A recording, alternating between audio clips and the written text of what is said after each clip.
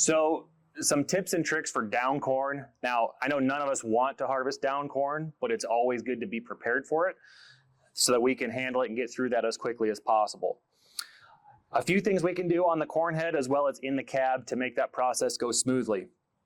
First and foremost, using our presets to roll that header back. If there's only a few spots in the field, let those stalks slide over and not have to lift them quite as far to get them into the row unit and pulled through.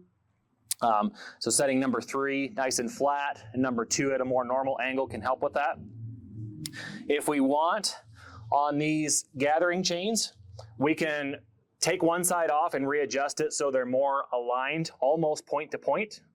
And what that'll do is if we got lodged corn that's really low to the ground, instead of going every other, it'll actually pinch that stalk and pull those stalks in by pinching rather than trying to grab one side and then the other. So if you've got a lot of lodged corn, that can help there too. Another thing are these ear savers. If you're having trouble getting things to feed and flow up into the row unit, you can start by taking one side off to allow the stalks to slide up uninterrupted.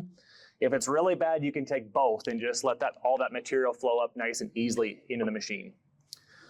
If you do want to get these front idlers down closer to the ground, that's where our adjustment on the snouts can be helpful. Lifting those up will allow a more normal corn head angle, but lower to the ground with our front idlers, so they can pinch that stalk at a lower point and pull it up in. Especially if you're running a Stalkmaster head, we need a little bit of ground clearance for those Stalkmaster blades to turn, so you can't go too flat with those. But if you lift these points up, that'll help still get you low to the ground and get that corn picked up.